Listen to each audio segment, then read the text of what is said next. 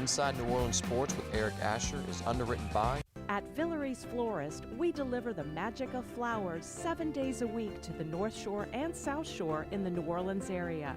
Whether it's for birthday parties, baby celebrations, Villere's provides colorful floral displays for all. With a store full of fresh-cut flowers, exotic tropical flowers, orchids, roses, and even fruit baskets, our goal is to make your vision a reality. Villere's Florist, proudly serving Louisiana since 1969. Dave Miette Insurance Agency, 504-556-0809 or davemietteINSagency.com. For over 48 years, Southern Tires and Auto Repair has provided services across the New Orleans metro area. Southern Tires offers a range of tires for all vehicles and ATVs.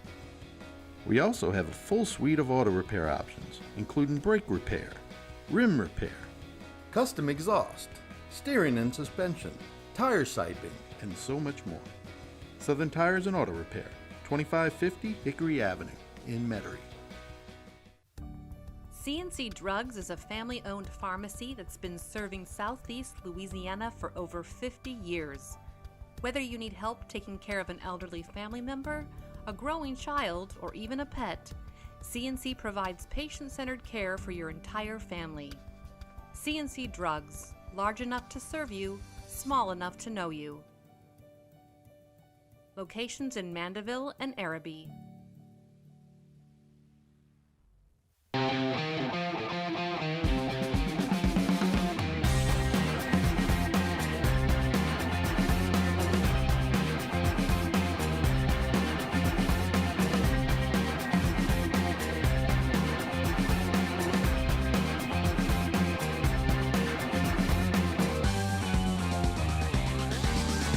Good afternoon and welcome to another edition of Inside New Orleans Sports. We're live from our Pontchartrain Production Studios on this beautiful day in New Orleans. No, it's not fall, even though it looks beautiful outside. A little bit of fake fall, and now we got a little bit of late summer. Hopefully we'll be getting those cool breezes soon. But we got a great show for you on tap tonight here on Inside New Orleans Sports. Over the next hour, we'll talk about the Saints, Tulane, LSU, Pelicans. Also going to talk about the Benson succession.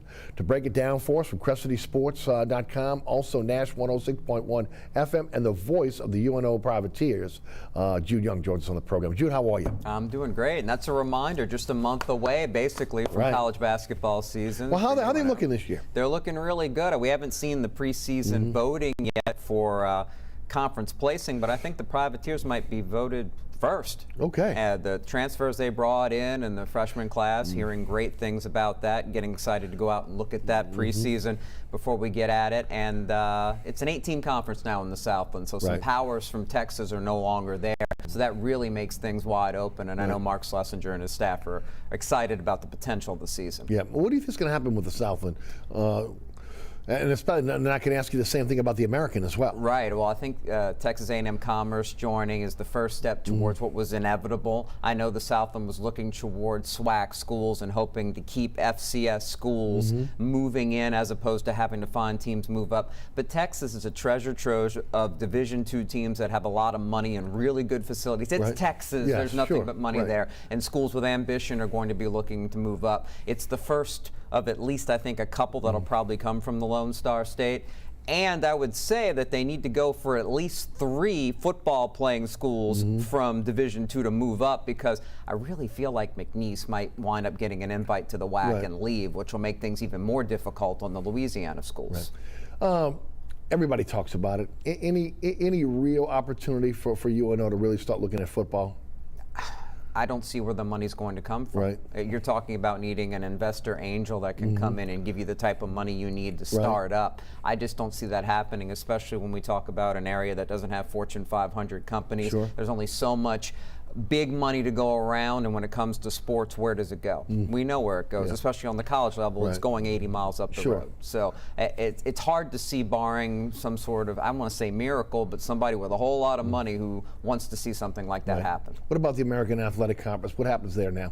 Well, certainly they're looking to add more schools, and they may look to go as big as 16 to become a power amongst what will be the group of 6, in my opinion. So they're attractive enough. The more interesting interesting story more than the American is the fact that the Sun Belt might be a stronger conference now than Conference USA. Will the American take the best of Conference USA and really lead to that league falling apart? Yes. If I were Louisiana Tech, I would be concerned, for example. Whereas Louisiana Lafayette's probably feeling really comfortable in the Sun Belt right now. They might wind up adding schools from Conference USA as opposed to losing anybody of significance. Right.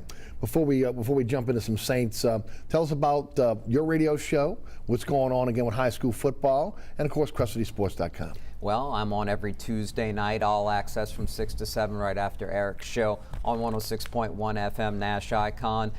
Also now on Friday nights during high school football season, Countdown to the Original from 6 to 7. Les East and I host from Francesca's by Katie's in Lakeview. The preview show for every busy night on Friday of high school football. This week we'll have De La Salle night. Excited about that. Great that our good friend Scott Craig has us over there each and every week during the season into the first week of the playoffs. And of course, as I mentioned, UNO basketball right around the corner. Excited about that. This year we'll have ESPN Plus broadcast for all home games. Really? So stepping things up as far as the quality of our product out on the lakefront. That's great, man. That is great news. That is really great news. All right. Let's talk about some not so great news. Got a lot of it. Yeah, we surely do. It was really not a good weekend for at least for the big three here in New Orleans. Some of our friends in the Southland Conference did okay, but not here in New Orleans. Saints now 2-2, lose to the Giants 27-21 in overtime. Looked like again they had the game in hand, and then of course at that point things just kind of fell apart. What happened? What do you think happened as you went back and looked and watched this game? What happened? Well, there's two important points to make about the game. At first, you have to give the credit that's deserved to the New York Giants and Daniel Jones. That offensive line that was a little banged up. I think the surprise to Sean Payton and company, the way they coached that game, was the fact that they weren't able to get consistent pressure on Jones, especially late in the game when you're up. You know they have to throw the ball, and they simply couldn't do it with an 11-point advantage. So that was really surprising. And you're talking about a Giants team as well that was missing two of their top three receivers, but they had young talent behind them. Yes. I think the Saints got out-coached, just as simple as that as well. Out-schemed, out-coached. The Giants came up with big plays because they set up their players, their playmakers, like Saquon Barkley, the fastest receiver in the league, John Ross, to be matched up one-on-one in situations where they could make those plays. And the Saints simply, I'm not going to say that the Saints took the Giants lightly, but 0-3 team coming in desperate, you got to believe you're going to get their best punch no matter who's available. And I think the Saints may have had a false sense of security at least a little bit despite the return to the Dome. Watching the game live, I felt like, again, they got a little bit overconfident as they got into it, and then we saw the missed tackles. We saw the blown opportunities. We saw the inability to be able to adjust on the fly, which was really shocking from both Peyton and Dennis Allen. Some of the calls by Peyton were head scratching. I mean, really, again, things that you just, I talked to him by yesterday after watching the game again. I looked at it from the human side for a second. I can't make an excuse for the Saints, okay? I'm not making an excuse because they should have won. Right. But they did come home. They away 28 days. And like everybody's dealing with everything, insurance companies, wives, pets, girlfriends, friends, taking care of your home, your business. I'm sure all that was trying to fit that in a game week where you're playing against an 0-3 team. Sure. I'm not saying they let down, but I'm saying that you have to at least look at the distractions that they had, and maybe that lent a little bit to it. Now, with that said, they played well the first three quarters, and then allowed the Giants to come in and overtake them into the fourth quarter and into overtime. So there's no excuses for that. It'll be interesting to see again how they turn this thing around this week against the Washington football team, because it seemed like, again, almost like that they relaxed a little bit against the Giants, and that allowed them to come back, and then they had no answer.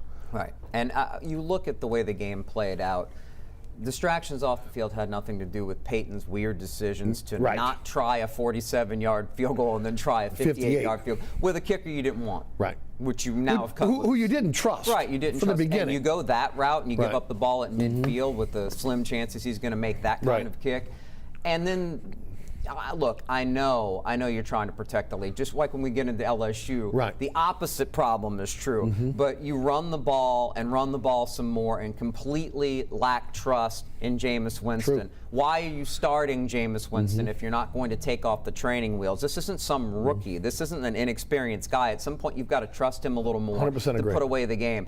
The line I used for this one and how they've played so far offensively is you're playing NFL games, not blackjack. You can't get to 21 to win. You've got to try to do more offensively and not put that much pressure on your offense each and every week, or defense, I should say, because look, they did it in New England. They let New England come back into the ball game, and they were able to put together that winning drive, really just running the ball. Yes. But on that drive, Winston had 2 big third down conversions. It worked then, but you were really playing with fire. Now you come home and you do it again, and Daniel Jones is a more experienced and I think more talented quarterback than Mac Jones, who does have a bright future with better weapons, and you paid the price for it. You've got to be more aggressive in these games to try to put people away, because the matchups were there. We didn't see the deep ball or even the intermediate ball enough, because Winston can complete those passes. He looked confident in this game. He did, he really did. And you didn't trust him. And that was costly, because you can't win just trying to score around 20 points, 24 points every game consistently. What are your goals? Right. That's what I want to know about it. What is Sean Payton thinking? Can I conservative football my way into the postseason, or are you trying to be as good as you can be? Find out how good Winston can be to find out how good you can be. It's time. Right. And this is a weakened Redskins secondary that struggled all year. If you're going to do it, this would be a week to do it coming off a loss. I don't know if we're going to see that style of play, but we probably should a little bit more at some point. I think you are. I think you're going to say, look, going back and watching each game a second time, you see, again, the gradual comfort level he's getting with the offense. You see him going through the progressions. There were times in maybe the first couple games where, again, you saw a little panic in his eyes, where he wasn't sure where to go with the football, or guys weren't getting open, and he was indecisive, and then by the time, again, he made a decision, he was getting sacked. You didn't see that in the game against the Giants. Again, he knew where he needed to go with the football. You saw him going through his progressions. He seemed to be very, very confident. That's why, again, I was a little surprised that Peyton was kind of still spoon-feeding him even in that game. They talked about that's been the narrative at Airline Drive all week long now. Trust. Does Peyton trust? Now, Peyton's going to have to prove he can trust him at this point, and I think we'll see more of that this week. The troubling thing to me is, and this is a long-term situation, and maybe they have solved it, is, again, the usage of Alvin Kamara. I knew that was coming. And how they're utilizing him, too. Look, he is not, even though he can be, he's not a guy you want to have as your physical back going in between the tackles. 24 carries the week before, 26 carries last week. That is a recipe for injury for him down the line here. Now, they get Devine Azebo off the Jacksonville Jaguars practice squad. He's a guy that was with the Saints in training camp back in 2019. He was a physical runner. I thought they were going to be able to hold on to him. He ends up with the Jacksonville Jaguars. He's back now with Jones injured. Maybe he gives them that physical back. The problem is with the Saints is everybody's saying go get someone. They don't have money under the cap now to get anyone. So anybody's looking for a veteran that can come in and help them, that's not going to happen. And running backs drop like flies all around the league. They do. Have already. So where is that running back going to come from? They're simply not out there. And even more baffling with all these touches on carries, a lot of them between the tackles, you're not throwing him the ball. You're using him exclusively as a decoy. If you want to save some of the wear and tear, because at this point, if he's a 400 touch type of guy this year, how does he stay healthy? You need to throw him the ball a little bit more. Let him work in space as opposed to having big bodies falling on top of him when he is the center of attention. It just seems odd that Sean Payton, because he doesn't have Breeze anymore, because he obviously doesn't either trust and or know what he has with Jameis Winston, that he's lost his mojo a little bit about that attacking style. In the passing game, I see a Juwan Johnson that can be a matchup problem for a lot of teams. I see a Kenny Stills being picked up who does create separation. Yes, we've seen it both games. There's no doubt defenses now know they have to worry about Deontay Harris, and that's opened up a little bit more for Marquez Callaway, but he's still getting only 3 or 4 targets a game. That's the game plan. At some point, again, it goes back to Winston. You want to keep Kamara healthy. You want to use him properly. You want to attack teams and have more of the explosive play. You better start letting Winston throw the ball. You can't win in the NFL trying to put together 12, 13 play drives every time you touch it. It's not Jim Morris football. No. And you do that. What happens when you try to put those drives together? One thing goes wrong, derails the drive. As a punting or as a turnover. Ask the Giants. The Giants at the end of the game took over. But for 3+ quarters, they were struggling against the Saints and were saved by 2 big passing plays. That kept them in the game, period. Because you need them. You need to win with the explosive play in the NFL, and the Saints have enough of those type of playmakers. They need to be used better. Yeah, and that was the troubling thing about that game on Sunday. This defense has played so well. I almost felt like, again, that they were reading their own press clippings. Again, I talked about it on Monday on the radio show. You don't nickname. You don't give yourself a nickname. You let the media, the fans give yourself a nickname, okay? Again, you need to be concentrating on the next opponent. And look, maybe I'm being nitpicking a little bit here, but again, the play down the stretch was horrible. They looked lost. They were a step slow. They took bad angles. And, a lot of times the Giants were max protecting. Right. And here's your secondary, and guys are just running free, including, again, against Marshall Lattimore, which rarely happens. Right. So, again, look, maybe it's a reset situation for them. But at the same time, look, they're the ones that said it's on our backs to be able to carry this team. Now, again, they got to back it up with their play each and every week. Can't have these letdowns. Until we see more struggles like that, we have to think it's an anomaly and they'll bounce back against a Washington offense that's better than you think it is, even though they have a backup quarterback playing.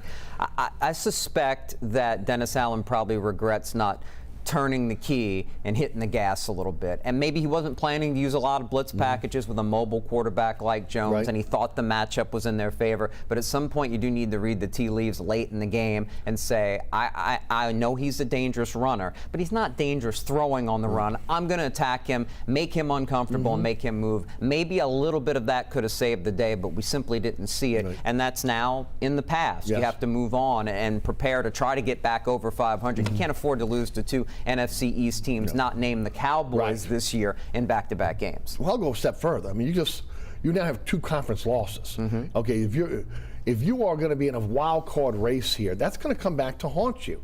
Again, even the Carolina loss within the division. Look, if you happen to lose a game to an AFC team, you don't like it because it hurts your record. But again, it's not killing you when it comes down to playoffs. And this really could come back to bite them. Now, they cut Rosas. They bring in Cody Parkey. Obviously, at this point, Lutz is still not ready. The hope is that maybe he's ready after the bye week. That seems to be the way this team is going. That again, they like to try to get through Washington, and then coming out of that bye week, again, that we'll start to see more of these players that are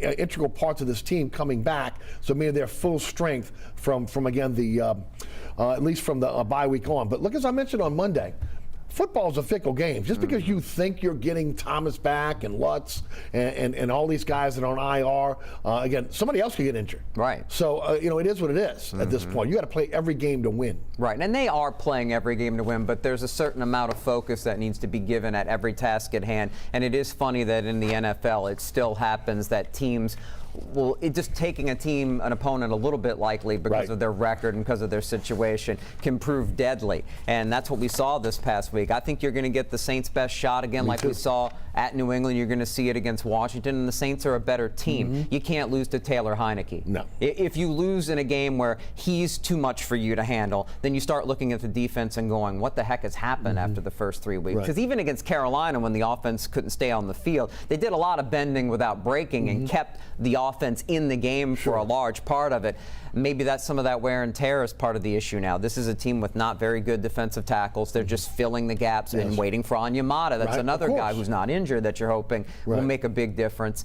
And you don't have, once again, Marcus Davenport, a story as old as time, it feels like at this point. And you're asking somebody like Peyton Turner and Passanel, who's doing a great job, but Turner, who's a rookie who missed a lot of camp, who's still raw to play a lot of these snaps. So your D-line isn't as good as you hope it would be, and it can be perhaps later in the season. So it's very important that you've got to think a little bit more about going in the games and being a little bit more attack-minded there. I think the Saints need a little bit more aggression on both sides of the ball, and not rely on where they think they have talent advantages. I 100% agree. And I will say this, there is some light at the end of the tunnel here. You're seeing these young linebackers, again, they are playing well for the most part. Not every game, each guy, again, putting together a game, but maybe, again, one game, one guy, one game, another guy. So the young linebackers are stepping up. When you look at a Debo, there's film on him now, so teams are starting to attack him. I'm interested to see, again, what they do with the Debo down the line here. Are they going to bring They brought Roby in to start. Right. At what point do they make that move? And again, what does that do to the psyche of the kid going forward?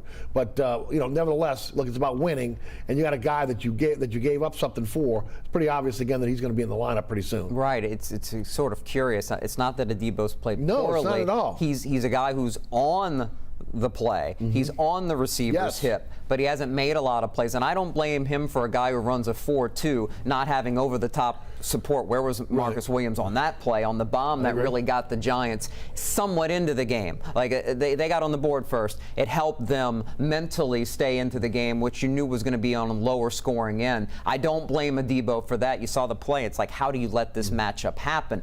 But at the same time, if a guy's there but simply not making plays, he's going to start getting frustrated simply by playing so much and having it happen over and over again. So close, but yet so far. You've got Roby. You spent the capital to get him. He's a starting NFL cornerback. Right. Relieve this young man a little bit. Start mixing Roby in. And I really like Adebo's future. But you've already invested now in Lattimore. Roby's going to be here beyond next year. At some point, you got to make a decision. Are we really playing Adebo because he's the best option out of the two? Doesn't make a lot of sense. No, and especially when it comes to experience. There's no doubt about that. All right, Washington football team, what do you think happens? It's really hard to predict these Saints. I don't know. I know that the issue is you're still likely going to be missing two of your starting offensive linemen, including your left tackle, and Chase Young's on the other side of the field. But Washington hasn't been getting the consistent pass rush everybody expected, and as a result, a secondary that's just okay has had some issues. So I think it comes down to the Saints doing what they've been doing, which is try to establish the run early, but they've got to take their shots down the field. If the running game's going, they need to be aggressive in the first half of the game. Try to come up with explosive plays that can get them playing from ahead, because you look at Washington on the other side, the offense has been better than expected, but Heineke's still not a great quarterback, and a little bit of pressure would go a long way there. Tell me how the Saints defensive line is going to play in that matchup, and I'll tell you how well the Saints overall are going to fare. I think the Saints are going to win the game. I think the defensive line has a big bounce back game too. Washington will get into a pass happy look from what we've seen if they have issues early in the game, and Jack Del Rio's defense has struggled, and I suspect that the Saints are going to be aggressive in a bounce back spot and continue those struggles. Now with Jones out, what do you think is going to happen here? Will we see more of Taysom Hill as a physical runner? Is Adebo going to be in and get a chance to be able to play immediately, or is this a situation where Washington gets a shot here? How do they handle the physical running that they need? Because again, you can't continue to put that on Kamara's back. Well, I don't know if you necessarily even look at it as we need a physical runner. We just need to take some of the load off of Kamara as far as the tailback duties go, and it may even be Ty Montgomery moving back, because we saw a little bit of that. Right. You don't need a dynamic great runner, because I don't even think Latavius Murray is that. But he's succeeding now. Yeah, and he's succeeding now in Baltimore, because what he does is he makes his decision and he goes. He's not as good a yard after carry guy as you would expect him to be with his build. But again, if the Saints are built with running backs that are similar, just mix and match the other guys in a little bit more. You don't necessarily even have to take Kamara out of the game. You can go ahead and use him as a receiver in the slot, as a decoy. Get him the ball, though, as well. Just mix those other running backs in. I'm not too excited about Ezigbo as a guy who doesn't have a lot of burst. But if he's active on Sunday, I would assume they're going to mix him in and try to have him play more of that Murray role. All right, let's shift gears to the Benson succession plan. Again, it was announced last week in a collaboration between Fox 8 and Knoll.com, Jeff Duncan and Lee Zurich. Everything that you've heard now, your thoughts? It makes a lot of sense for the long term. It's certainly unique as far as the idea of selling off with the guarantee of the teams staying in New Orleans and trying to help the community.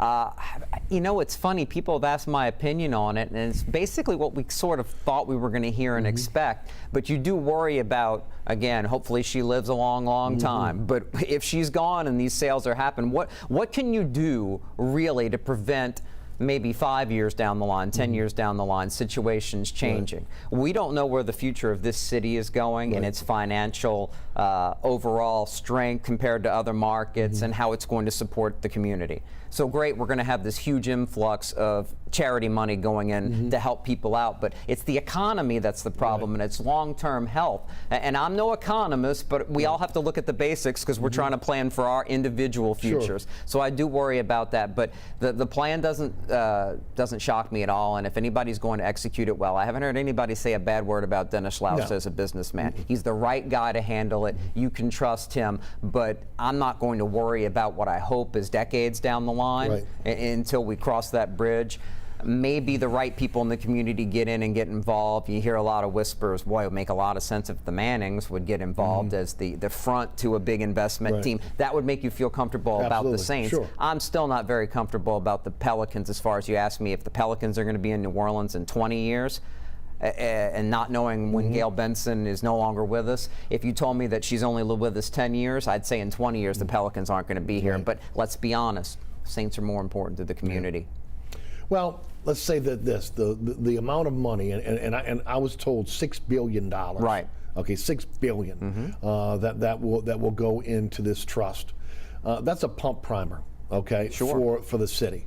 That raises all boats. Right. And that means, again, that people are getting better educated, healthcare is better, there's an opportunity for startups here through that money. So there's a huge opportunity that we don't have. Look, I said it before, people are saying, well, maybe that money go toward infrastructure. No, that's not her responsibility. No, absolutely not. Not her responsibility at all.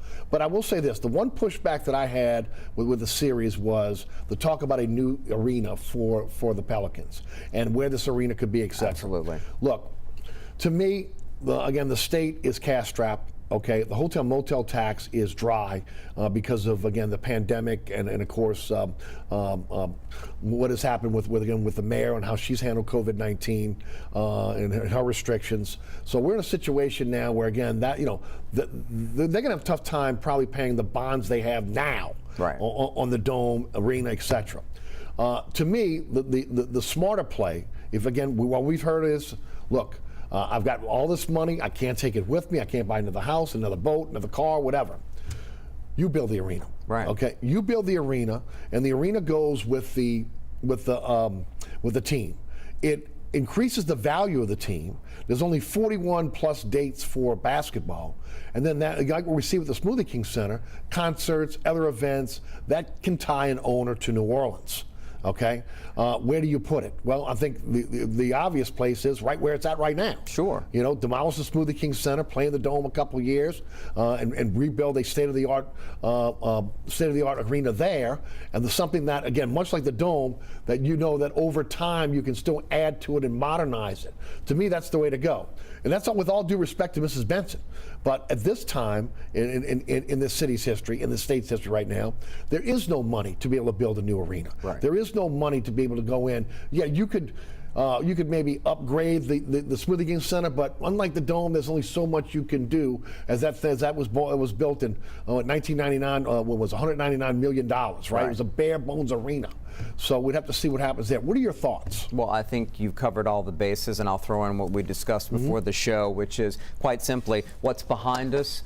We're not going to see the upgrades we need to see as far as our system, as far as transportation goes for the city. So why would you want to create a new spot to build an arena, even if you could get the money for that? Because you're going to have to dump even more money into getting that job done. And if you just look at the airport, those type of projects don't seem to get done on time very often around here. Ask the people in Baton Rouge, etc. That's a bigger issue that's outside of your control. The arena's in a perfect spot. I completely agree. They can play in the Dome short term. That's no problem. And long term, the money that you can make off of something that you completely own and control in a city that's still built on entertainment. Locals are big on it. Tourism keeps us alive. Yes. There's no reason not to want to think that that would be the best idea, and make it state of the art and even overspend on it so you're not having to make any upgrades anytime soon. And the owners that have that situation where they own NBA teams and the arena, boy, they're making a lot of money. So it's a winner as far as an investment goes. It's a winner for everyone. Right, and you can only give money to help other businesses, other charities,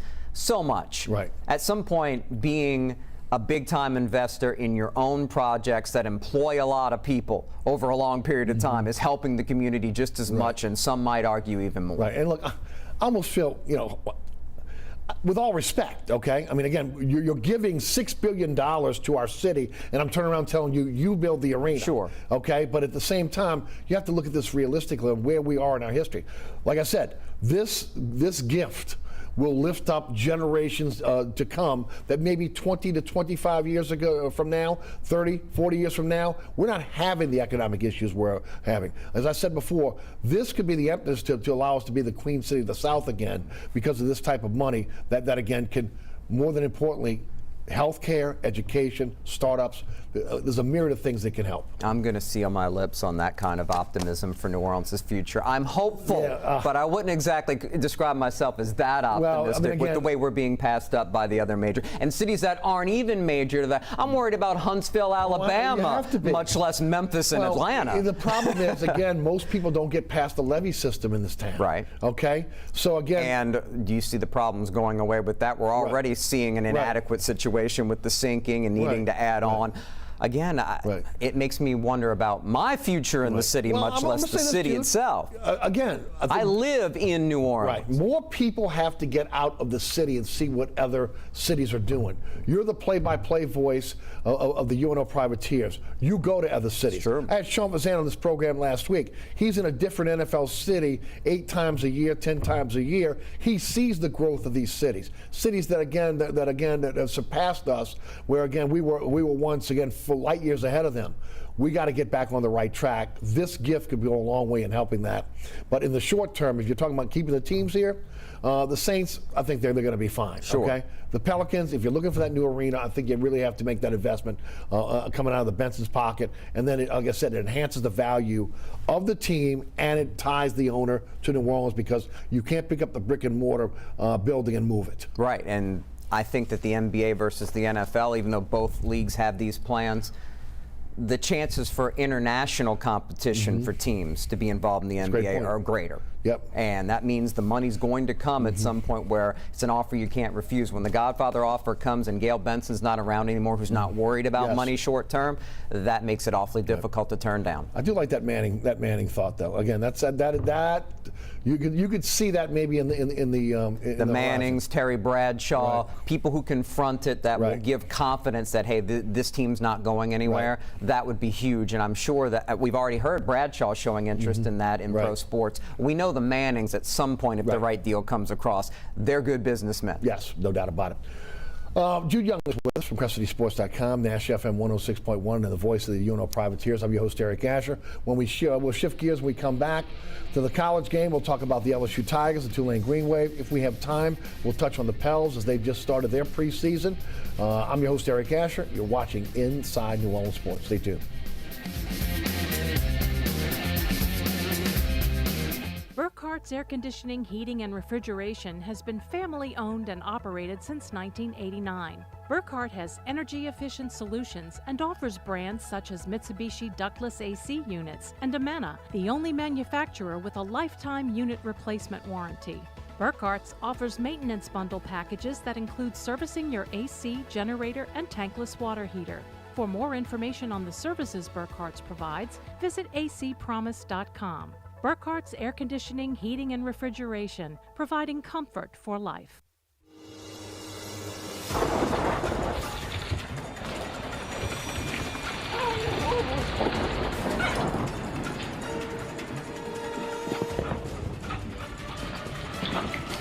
Experiencing rough weather with a bad roof can be a nightmare.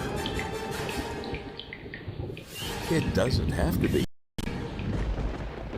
Suburban roofing, because when it comes to roofing, there is a difference. Located at 3701 Iberville Street in Mid-City is Katie's Restaurant and Bar. Open 7 days a week, Katie's offers daily specials for lunch, dinner, and Sunday brunch. Serving New Orleans cuisine such as fried shrimp platters, grilled redfish, and a fully stocked bar. And don't forget about our expanded event seating and local entertainment. Featured on the Best of Food Network's diners, drive-ins, and dives, Katie's Restaurant and Bar.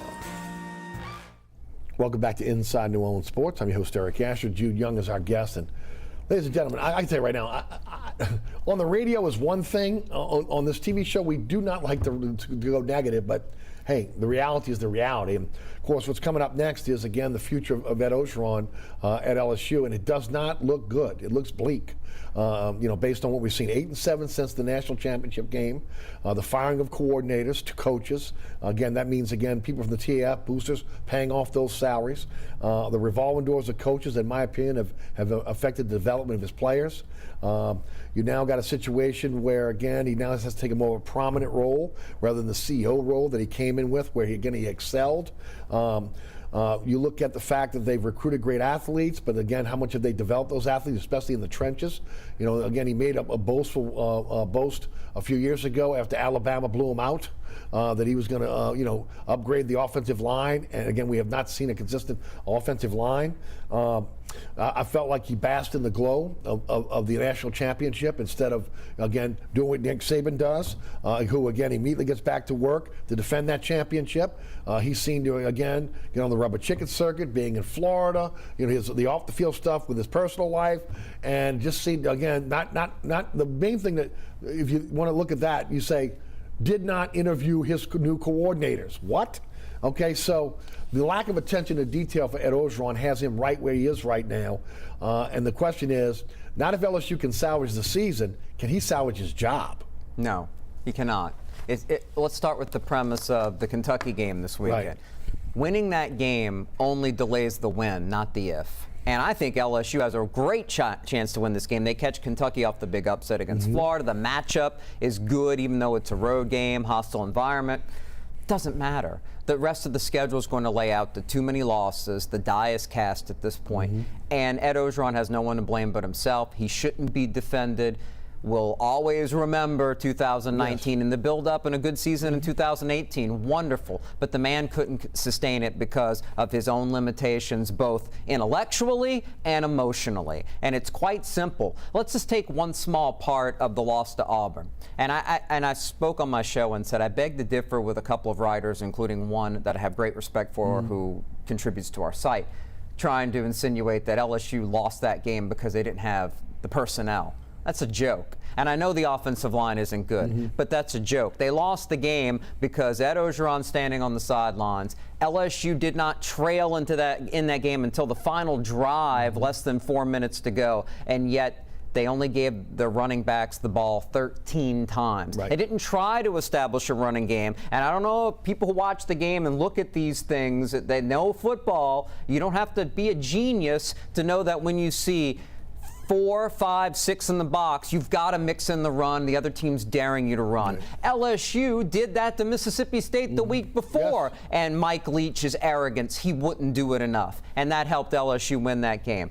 It's pitiful that you hear the head coach in the press conference after the game asked about not having a running game, and he says, we've got to find better ways to block people. It's no, you've got to try to run the ball in this matchup. He's a deer in headlights. He doesn't know what's going on the field, so he has to have coordinators who can handle everything for him. He can't go out and hire inexperienced guys where the defensive coordinator, Durante Jones, is learning on the job at least. Jake Peets, it's a slower process, struggling to get in plays and personnel. Making the mistake of falling in love with the passing game too much. And Ed Ogeron's responsible for an offensive line that has 3 contributors to just 2 years ago. 3 guys were on an offensive line that won all the national awards as the best one. And those guys are underachieving. So you've got all this upheaval in your coaching staff for a coach who was never a coordinator, a defensive line coach who doesn't know what he's looking at. Period. It's obvious. And you can't have him make CEO mistakes with coaching personnel. And the one thing he knows that we believe in is he's a recruiter. You can't have him screwing up the offensive line where he was the recruiting coordinator, then the interim coach, and the head coach for 5 years now. That's all on him, and he doesn't deserve a second chance to mature. Because I'm not even talking about the off-the-field stuff. If he's losing that, as you said, attention to detail, when you're coaching one of the 15 at most programs that can annually compete for the national championship. Forget 125, 30 FBS teams. There's only really 15 that matter. LSU's one of them because they have the built-in talent base in the state. And they have the facilities, and they're in the biggest league because that brings the biggest money. They have it all. LSU can do better. They must do better. Ed Ogeron, I said, I thought if he went 8-4, he should be fired. It would be lucky at best if they go 8-4 at this point with 2 losses already. Right. The guaranteed loss to Alabama, and if they don't beat Kentucky, they're probably not going to finish 500. Right, which again goes back to last year, again with the struggles. 128 out of 130 teams in rushing. I mean, again, it goes against the legacy of LSU, not to be able to run the football. And you know, people say that, it's true, but it doesn't necessarily matter. You just have to be complimentary in the running game. But when you botch the offensive line, and by the way, they've completely botched tight end recruiting for years. So you don't have that extra help. You're not using a fullback anymore because you run the spread. That's long-term planning failure. That's indefensible. And LSU can't even run the ball a little bit, like at least Mississippi State did a little more against LSU's defensive plan, again, than what we saw against Auburn, where they're begging you just to run a little bit more in the second half. Now, that doesn't mean I thought that they would be able to run the ball in the red zone. That's how Auburn won. They said, you can get inside the red zone, we're going to stop you because you're one-dimensional. But you could have taken a little bit more command of the game and been more efficient on more drives if you weren't having Max Johnson chuck it nearly 50 times. In a game that you didn't trail until 4 minutes left. No, it's ridiculous. And of course, for Johnson, it's undue pressure on a young quarterback. Sure. I mean, you've got to be able to set the protection. You've got to be able to figure out what's going on with the play. You're waiting on the play, okay? Then, of course, as soon as you take the snap, you got to be able to figure out, you got to be on the move because you're afraid that you're going to be getting sacked. And then you got to be able to get to the open receivers. It's a lot for him to have to deal with after, 7 games started? Right. If this were Joe Burrow, LSU would be 5-0 right now. But that doesn't mean they'd be good or the same team going on that national championship track. But you're asking Max Johnson to literally be close to Joe Burrow right now as a true sophomore, without the experience and without any running game. Clyde Edwards-Helaire, and at least a commitment to try to run. And what boggles the mind is Corey Kiner's clearly the running back that can be an every down back who can make people miss. Ty Davis-Price doesn't make people miss. At least put the freshman in there so that, hey, you're still throwing most of the time anyway. And I know pass protection is a problem, but when that offense really clicked under Joe Brady that Pete's is supposedly trying to enact, they would go empty and get the back as the outlet, and that can be an extension of your running game. They don't even do that. What do you think Scott Woodward's thinking right now? He's been thinking about where am I going to find the best possible replacement. And I'm sure he's already gone through back channels to do that. And I'm sure the money is there to take care of the buyout for Orgeron. LSU fans who are wondering about that, it's all private money. So the state situation doesn't matter. Woodward wants to make his mark on the most important program on campus and hire a new guy. And by December, they're going to have a new guy. And they should get the best available candidate that wants to coach big-time college football. Every analyst, every writer that talks to people behind the scenes, the agents, the administrators at schools, coaches themselves, everybody knows that not even the open USC job is as good as the LSU job. It is a top 5, top 6 job easily in the country. So unlike settling for Orgeron with the mess that was and having it work out short term, they've got to get the best candidate who's ready to run a program and to be the front man for the program and change the image of it. Because the clown-like nature of Miles followed by Orgeron with the way they present themselves doesn't help matters either. So it doesn't help you get through some of the tough times that'll come even when you're in LSU being run right. They need to find a polished professional, just like, well, somebody in the mold of Nick Saban. You're not finding another Nick Saban, but that's the professional mold you need. That is maybe boring.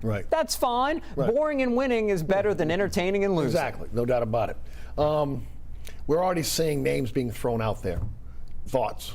I think the best candidate available is, I'm sure he's available, is Luke Fickell of Cincinnati. Has that Ohio State background as an alum and a coach, and what he's done with the Bearcats is tremendous. The only negative as far as timing goes is they're a legitimate threat if they go undefeated to actually make the college football playoff. I'd still say that that's an underdog spot for them because of the bias against non-power fives, but that could hurt the timing. Otherwise, he could be their coach in December, and I think that would be a great hire. That's why I'm against Lane Kiffin being the hire, because of those same personality deals off the field. Is he a better head coach? I think short and long term than Ed Ogeron right now? Yes, but that's not the point. You've got to get the best fit. You've had issues off the field. You've had issues involving Title IX. You've had the FBI on campus, okay? At some point, you've got to have somebody that fits the profile of a rock-solid college football coach who knows how to recruit, build a program, and sustain it, who has a background of working with, and even in this case, playing with a big-time program. To me, Fickell's ahead of the pack there, but don't be surprised if Bill O'Brien, the offensive coordinator at Alabama, who did a great job at Penn State after the Sandusky scandal, took down Paterno and the huge penalties that Penn State paid at the time that affected them recruiting talent. Got a lot of respect for that. Throw out the NFL stuff. Some guys just aren't built to be NFL coaches, and he still got the Texans to the playoffs 3 years in a row. So people are sort of writing the obituary on him as an NFL coach. I don't think he'll go back, but he wasn't as bad as people think he was. He's somebody that could fit that mold as well, just like Texas hiring Sarkisian, who rehabbed himself in the same job at Alabama under Nick Saban. And I know that there are some people in Louisiana, because of he's a local guy, Cajun, Louisiana ties, are upset when they hear this, okay? But it is what it is.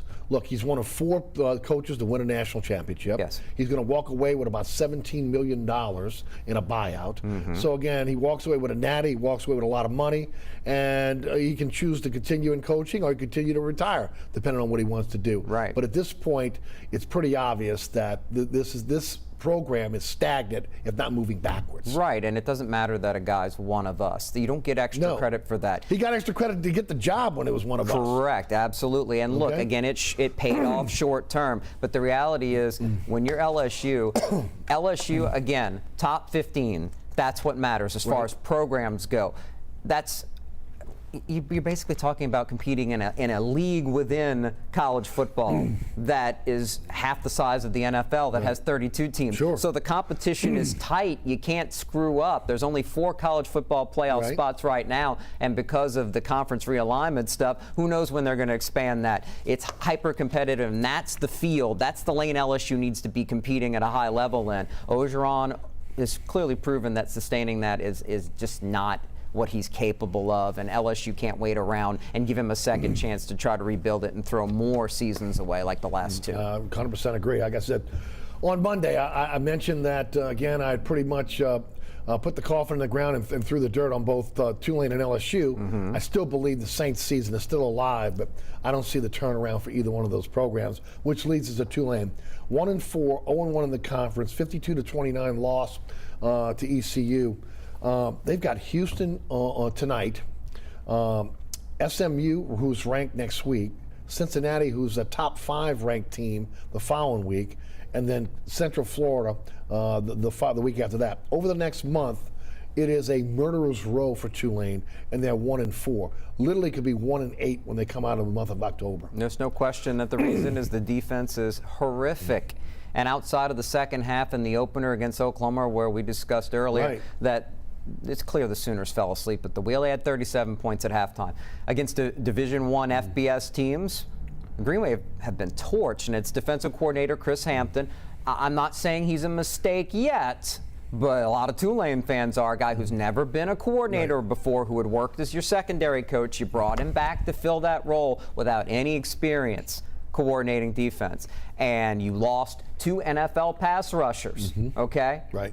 And what do you have now? You have confusion, and you don't have any sort of talent individually that's helping you make up for it. It's one thing when Ole Miss lights you up and they put 700 yards on you and they could have put 1,000 on you. That's Ole Miss, that's SEC, that's Lane Kiffin, that's a Heisman candidate quarterback. But when East Carolina puts 300 yards rushing and 300 yards passing on you, there's no excuse for that. And now you have a short week to prepare for another explosive offense. I've said it time and time again. Tulane has to evolve within the American because the teams that win that league have explosive offenses. And what Cincinnati has done is an outlier, which is part of the reason why I think Fickell is so special. But in general, the rest of the league is built on explosive offenses, so you have to keep up. But this defense has no chance of keeping up, and part of it has to go to coaching because they look confused on a weekly basis. To your point, I understand the situation with Ole Miss, even though a lot of us, myself included, felt that maybe they could give Ole Miss a game, maybe even again an upset, depending on what was happening, based on what we saw against Oklahoma, based on what we saw against doing what you need to do against, was it Howard? But UAB and ECU, you're on the same level as those programs.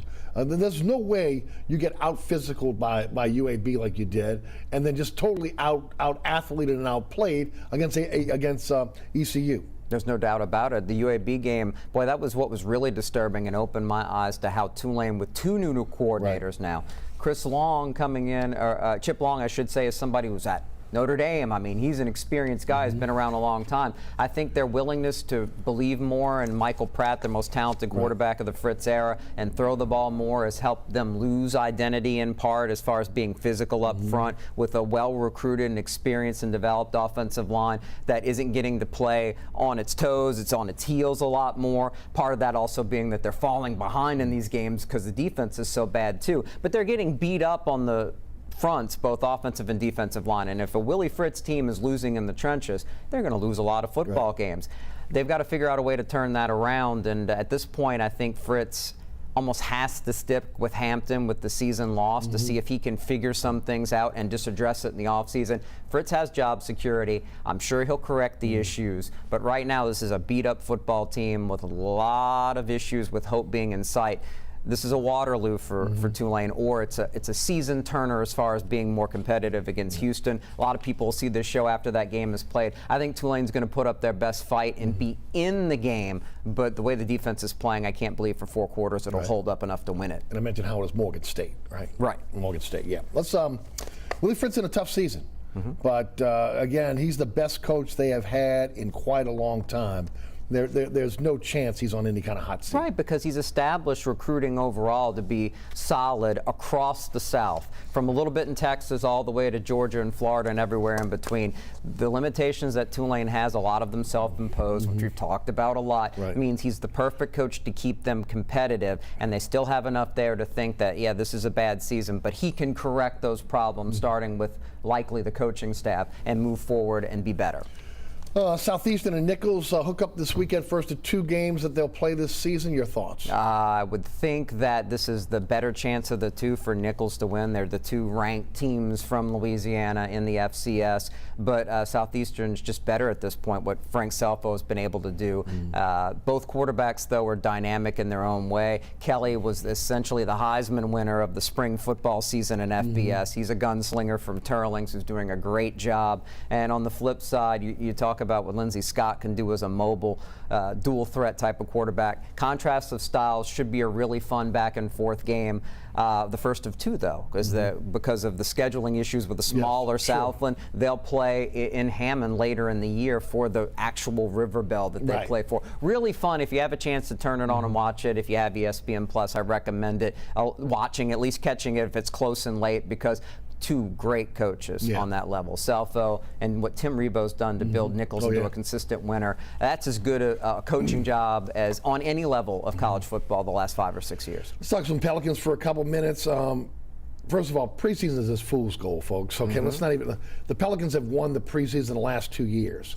But what are your thoughts on the talent level of this team this year? I like what they've done. I like the fact that they're young and vibrant with a young coach who is a steady hand and personality, brings a little bit of that Monty Williams sort of emotions really never change sort of vibe, and letting the coaches coach and do their job and not being a micromanager of that. And I think that the most important thing for this organization right now is that outside of the talent is that they're all pulling the rope in the same direction now, the front office and the coaches. I believe there's a vision there, and things will work out as long as Zion can come back from his latest injury and be the player that he is expected to be. Even if he's limited once again with minutes early on, they do still have somebody in Brandon Ingram who's an all-star caliber player. And I think they've put guys around these 2 now that can really score the basketball, and they've got much better shooting. I think the difference that Devontae Graham's going to make as a veteran who can handle the ball and make things happen, he's a really good shooter and hitting gold with their first-round pick as far as Trey Murphy goes. that's going to help a ton for a team that just didn't have enough outside shooting. And the second round pick, Herb Jones, turning heads, maybe a defensive stopper that can help you in games where you're getting beat up in a matchup that they didn't have an answer for in the future. I just like how the pieces fit together. People are excited about Nickeil Alexander-Walker. I assume he starts and he has his best season to date. How good, we'll see. But there's a lot there. I feel like they have the chemistry, even in the West, to be a type of team that wins more games than it loses if it stays remotely healthy. Now, how far they can go outside of that? Can they even make the playoffs being a win in the 40s team? I don't know, but just getting better and having a future and having a leader that I think is going to be in a better spot to take them forward, those are step forwards considering how disastrous last year was. Talk about Zion's press conference at the at Media Day. Of course, professing his love for New Orleans, wanting to be here. You know, like I said on the radio show, I said on this show as well, you know, when the rubber hits the road at the end of the season, when the extension's put in front of you. He wants everybody to like him. He doesn't want turmoil. He's a young guy who's enjoying his life, and some trying to criticize maybe a little too much in the offseason. I don't care about that kind of stuff. He's still a very young guy. He's a kid as far as I'm concerned. But when he's handling things in front of the cameras, he's very mature where he needs to be and saying the right things and defending his GM. And that's good. That's what you need to see. He's waiting like everybody else to see, is this team improving? Is this franchise heading in the right direction? And if they're not, then yeah, we know how the NBA works. Stars don't stick around, especially in small markets with franchises that don't consistently win. So they need to win. They need to take that step forward. They have a winning record and make the playoffs. That should be enough to suffice for him for another year. You got to improve upon that. If they don't, though, and things fall apart, well, everything's going to fall apart. You're going to be replacing your head of operations. There's no question. David Griffin needs this team to have a winning record or he can't possibly keep his job. And Zion Williamson's not going to want to stick around because that says rebuild. Again, those guys don't do that. Yeah, you can't. I mean, again, this is this point. It'll be interesting to see again how it plays out. But I agree with you. I think the talent level has been elevated. I think we're seeing a maturation process with some of these rookies that came in Griffin's first draft.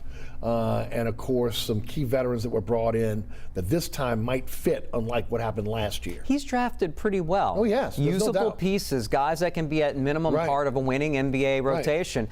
Hey, give him some credit for that, and obviously Trajan Langdon is the GM, maybe a lot more credit for that, and it makes you wonder if it's to save money and the fact that he's been a bright candidate in the past. If things do go sour, the guy there might be the guy you elevate and give the shot, because I don't think there's any doubt. Again, I'm not saying that it's going to happen, that you do that with continuity, and the fact is, it doesn't look like this guy's been doing a bad job. No, it's not. And everybody around the league is saying, hey, this guy's ready. Then maybe they do that. But I hate to look ahead that far because as much as we deserve, or Griffin deserves criticism, he's done better. And if he can keep his personality out of the mix and just let things play out, that would help him a lot more, again, it comes down to W's and L's. And again, this is the... Ask Ed Ogeron. Same Personality doesn't matter when you're winning big. That's right. Again, if anything, the only guy that's you know, there are two guys that are safe right now. It's Peyton and it's Fritz. You know, other than that, they got some hot seats. Jude, thanks so much for joining us, as always. Jude Young at CrescentCitySports.com, Nash FM 106.1, and of course, the voice of the UNO Privateers. All right, remember, there's plenty of ways to catch our program now. Our first rebroadcast is tonight at 6 p.m. on WLAE-TV. 10 p.m. on The Deuce, WLAE-TV 2. Then Friday night, 9 o'clock, Pelican Sports Television, 10 o'clock, WLAE. 2 a.m. on The Deuce every Saturday morning, every Saturday afternoon, 5 p.m. on Pelican Sports Television. Always at ericasher.com, always on the WLAE-TV YouTube page, always on our social media platforms, at Eric_Asher on Twitter, Eric Asher on Facebook. So a lot of ways to catch our program. Also, you catch me on the radio on 106.1 FM. That's 4 to 6 weekdays. Of course, Jude Young on Tuesday nights with all access from 6 to 7. Again, you can listen live at ericasher.com. Also, you can check us out on the iHeartRadio app, the TuneIn Radio app, our podcasts on all major podcasting platforms. And of course, you can check that out. All you do is search Inside New Orleans Radio Show with Eric Asher or Eric Asher. Anchor is our home base. But again, the podcasts are there available for you if you missed any of the previous shows. All right, I want to thank our underwriters who make this program possible. Thanks so much for, again, all they do. Please support those underwriters. And the great staff right here at WLAE-TV who do a fantastic job each and every week putting on this program behind the scenes. Ron Yeager, Jim Dotson, Alex Chacon, Will Ingram, and the best director in the business, Of course, that is Will Hill. All right, thanks so much for tuning in.